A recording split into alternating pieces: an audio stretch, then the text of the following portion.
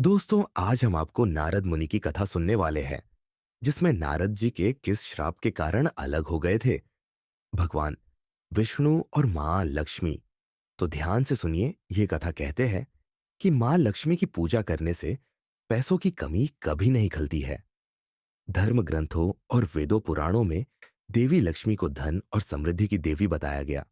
मां लक्ष्मी को प्रसन्न करने के लिए लोग कई तरह के उपाय करते हैं। उनके विवाह को लेकर एक पौराणिक कथा बेहद प्रसिद्ध है। आइए जानते हैं मां लक्ष्मी के विवाह की ये अद्भुत कथा।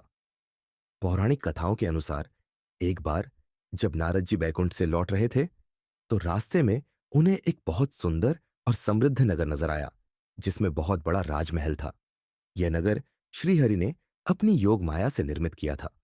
नारद मुनि अपनी धुन में होने के कारण कुछ समझ नहीं पाए और इस नगर के राजमहल में जा पहुंचे। राजा ने उनका भव्य स्वागत किया और अपनी पुत्री को बुलाकर नारद मुनि से कहा कि मुझे अपनी राजकुमारी का स्वयंवर करना है। आप इसका हाथ देखकर इसके भविष्य के बारे में कुछ बताएं। अब राजकुमारी बेहद सुंदर थी और उसके रूप को देखकर नारद जी मोहित हो गए। जब नारद जी ने उसका हाथ देखा, तो हथेली की रेखाएं देखते ही रह गए। उसकी रेखाओं के अनुसार उसका पति विश्व विजेता रहेगा और समस्त संसार उसके चरणों में नतमस्तक होगा। नारद जी ने यह बात राजा को ना बताकर दूसरी अच्छी बातें कहीं और वहां से चले गए। राजकुमारी का रूप और उसके हाथ की रेखाएं देखकर नारद जी वैराग्य को भूल चुके थे। अब लक्ष्मी जी के लिए स्वयंवर का आयोजन हुआ। हालांकि माता लक्ष्मी पहले ही मन विष्णु जी को पति रूप में स्वीकार कर चुकी थी, लेकिन नारद मुनि भी लक्ष्मी जी से विवाह करना चाहते थे। नारद जी ने सोचा कि यह राजकुमारी हरि रूप पाकर ही उनका वरण करेगी। तब नारद जी विष्णु भगवान के पास हरि के समान सुंदर रूप मांगने पहुंच गए। विष्णु भगवान ने नारद की इच्छा के अनुसार उन्हें हरि रूप दे दिया। हरि रूप लेकर जब नारद राजकुमारी के स्वयंवर में पहुंचे, तो राजकुमारी ने नारद को छोड़कर भगवान विष्णु के गले में वरमाला डाल दी।